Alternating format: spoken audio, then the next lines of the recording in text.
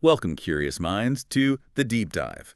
Today, we're taking a journey, really digging into Victorian London. Yeah, specifically the East End, right around Christmas time. Exactly. And we're doing it all through the lens of just one novel, Anne Perry's A Christmas Promise. Right. And our mission for you here is, well, it's to get past just the surface story.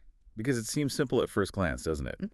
A kid looking for a lost donkey. It does, but it very quickly uncovers something much darker. It's about desperation, human nature, and maybe what a real gift even means. So we'll be like Gracie, the main character, piecing things together. Trying to figure out not just what happened, but why it's significant, what it tells us. Okay, let's dive in. To really get this mystery, we need to understand the world first. This Victorian Christmas setting.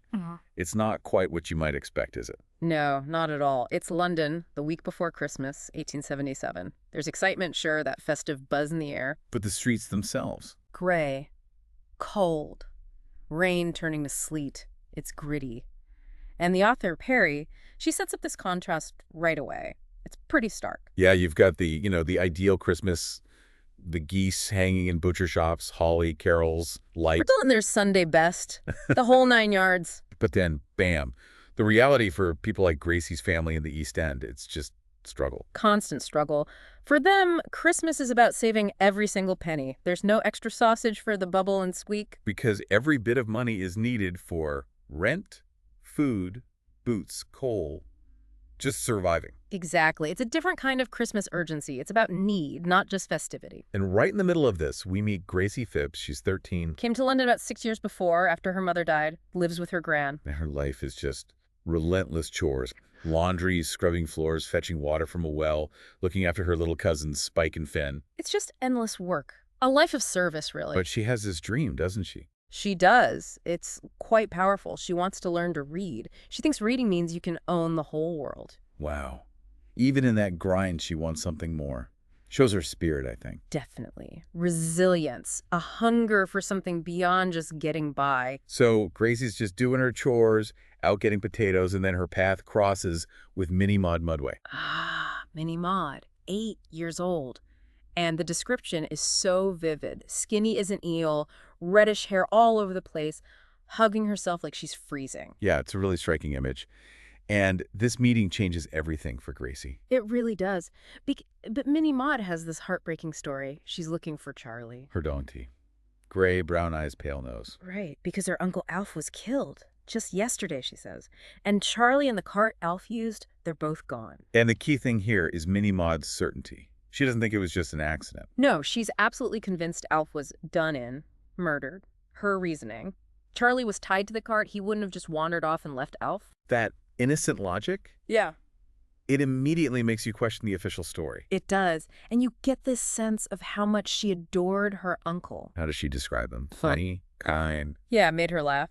And this interesting bit, he saw things better than most folk, saw them for real, what they meant inside. Like he had some deeper understanding. Sort of. He told good stories, had been to places. It paints him as maybe a bit special, insightful, which makes his death seem even less likely to be random or accidental, at least through Minnie Maude's eyes. And this puts Gracie in a terrible spot. Oh, completely. She feels awful, guilty, sad, useless, she says. She wants to help this poor kid. Desperately. But how? She's got her gran, the boys, the washing. Searching London in the dark and cold for a donkey, it feels completely impossible. So she initially says, no, she can't help. But it eats at her, doesn't it? Oh, absolutely. Minnie Maude's sadness, her grief. It just sticks with Gracie. She can't sleep. Thinking about the loneliness, the death, this poor lost donkey. And the next morning, it's bleak, icy. Her conscience is just screaming at her. By 9 o'clock. She caves. She cannot bear her conscience anymore. It's that empathy breaking through the practicality. And this is where she really steps in.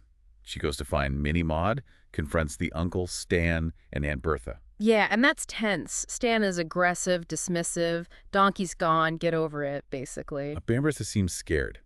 Gracie picks up on that. She does. And to get Minnie Maude away from Stan, Gracie makes something up, an errand. Says she needs help, offers tuppence. Her first real act of deception in this, her first step into the danger. Exactly. And once they're clear of Stan and Bertha, Minnie Maude starts giving Gracie the real details. The first proper clues. Uncle Alf was found in Richard Street, Mile End. His head stove in, cuts, bruises, bad. And crucially, the cart was missing. That confirms Minnie Maude's suspicion, right? It wasn't just an accident if the cart's gone too. Precisely. And then Minnie Maude adds this little detail of Alf collected things, real beautiful things, treasures. Treasures.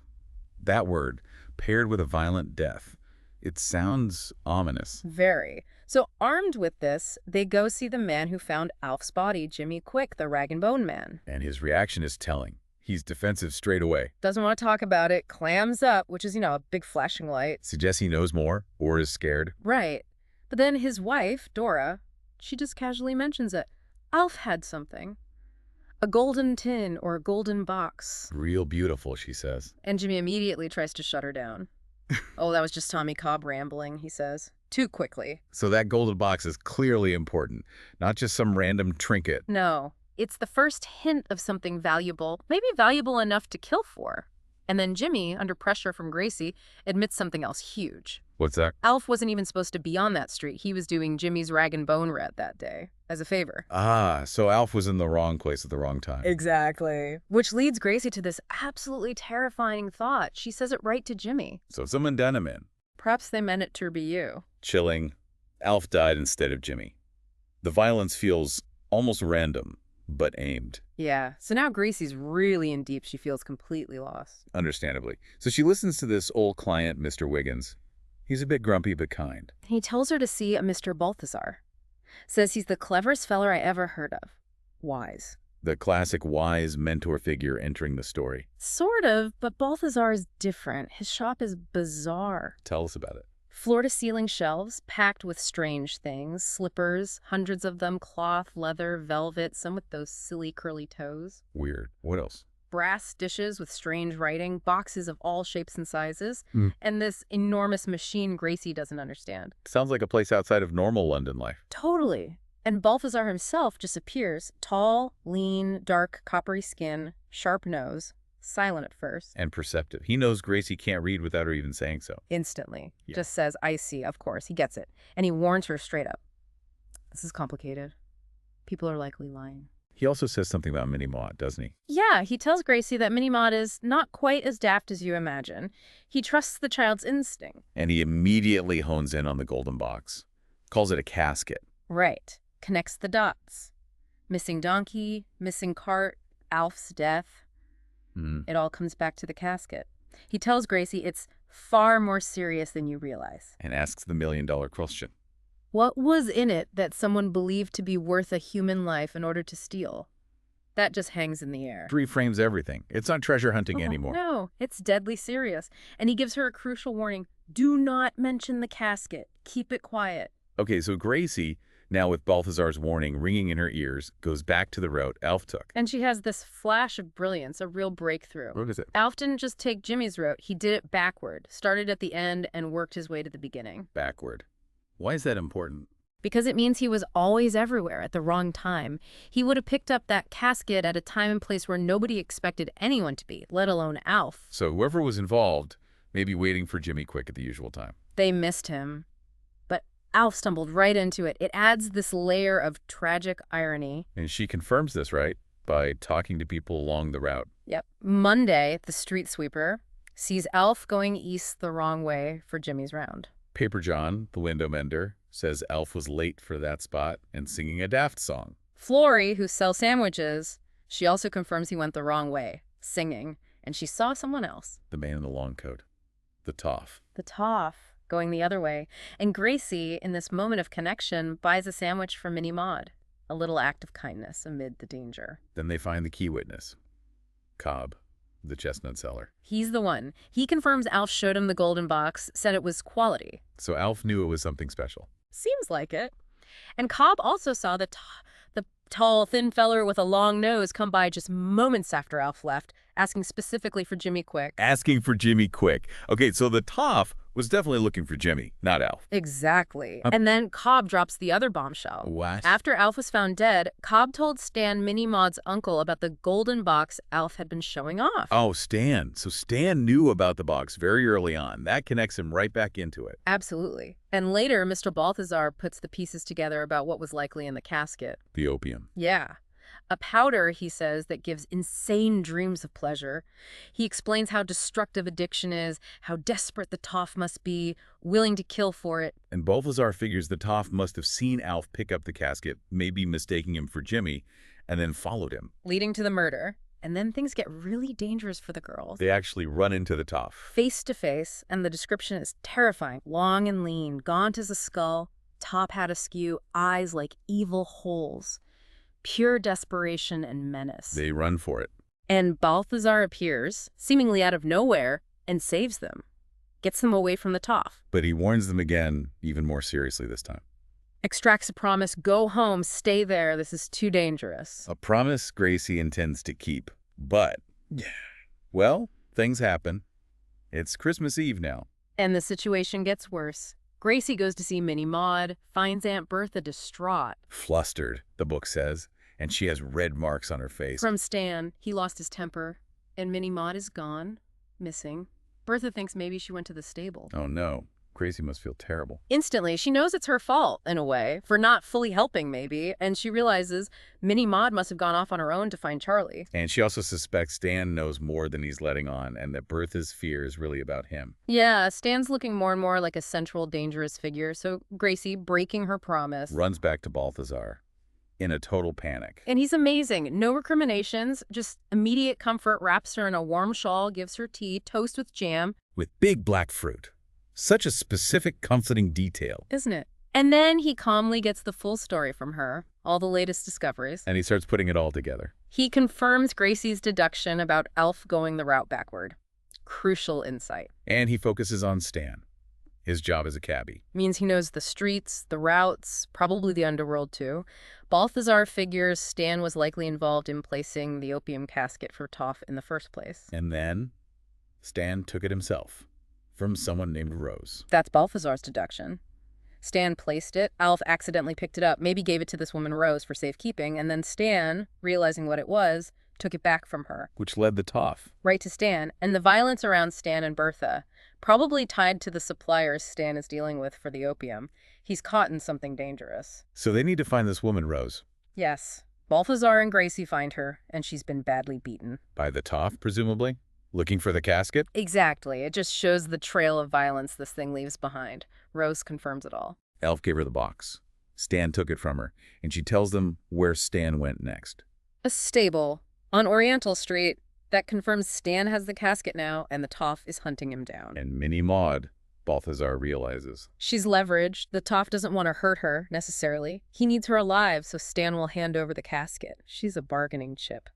Grim. So it becomes a race against time to get to that stable. Balthasar hails a hansom cab. They rush through the busy Christmas Eve streets, then walk fast. The urgency is palpable. They get to the stable on Oriental Street, and the scene inside. It's exactly as feared. Stan, the Toff, and Minnie Maude. And the Toff has her. Yes, a rope around her neck, holding her hostage, demanding the casket from Stan, utter desperation on both sides. Then Balthasar makes his move. Steps out of the shadows, calmly, methodically lays out everything Stan did, leaving the casket, taking it from Rose, getting hunted by suppliers. He exposes the whole sordid mess. And urges Stan, give up the box, save the child, it's the only way. His calmness is a weapon against their panic. Does Stan do it?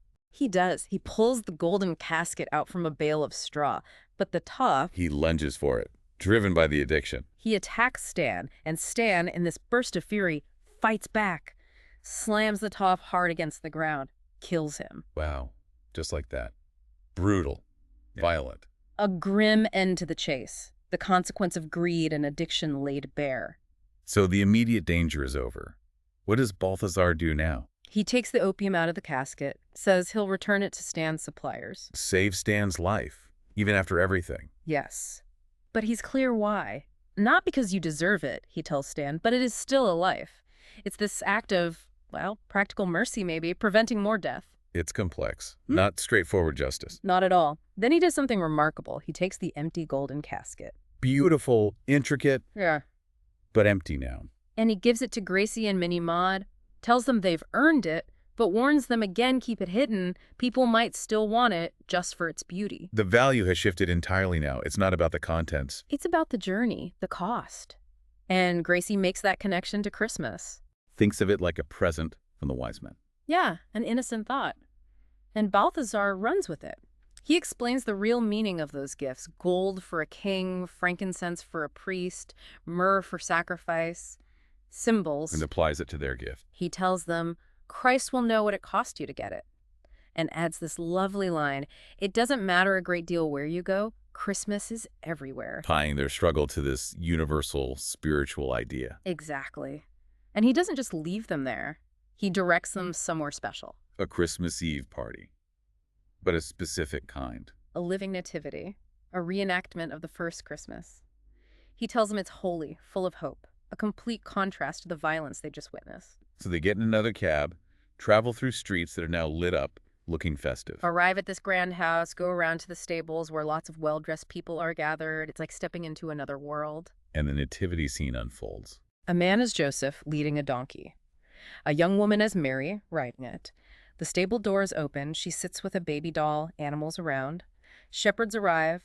Then 3 wise men in amazing costumes. They kneel, offer gifts. It must have been beautiful. And Minnie Maude, in that moment, tells Gracie, Give our gift, give the casket. So Gracie steps forward, holding this gleaming empty box, places it before the baby Jesus. And says, what does she say? She says it's empty, that they ain't got nothing good enough, just this hollow container, such humility after all they've been through. And the response from the young woman playing Mary, it's perfect. It is perfect as it is. Nothing could be more precious. Tears in her eyes, seeing the true value. The ultimate validation. The gift wasn't the opium. It wasn't even the gold box itself. It was the journey, the sacrifice, the offering of what they had. And then The miracle. the donkey, the one in the nativity scene, it nudges Minnie Maude. And she recognizes it. Charlie, where you been, you stupid thing? She cries out. It's him. Her lost donkey, safe and sound right there. Oh, that's wonderful. After everything. It really is. And the young Mary smiles and says the line that ties it all together. Happy Christmas, Charlie. Tonight we are all found again. Everyone found. Gracie, Minnie Maude, even Charlie. They get food, warmth. Their ordeal ends in acceptance and the sense of belonging. So when we step back from this whole story, this deep dive, what's the big takeaway for you listening?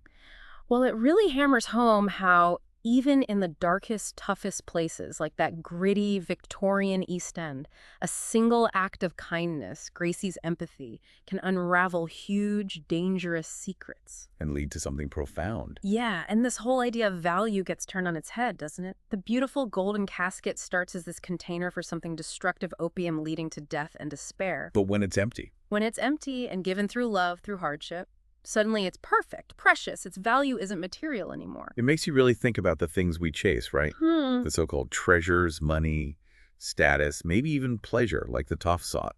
Often, the book suggests, those things just lead to pain. But something simple, like a kid's loyalty to her donkey, or just helping someone when it's hard. That's where the real miracles happen, that feeling of being found, connected.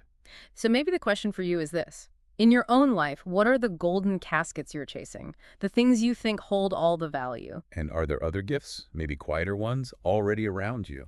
Things that truly matter, found in unexpected ways, through kindness or connection. Yeah, something to maybe think about long after this story ends.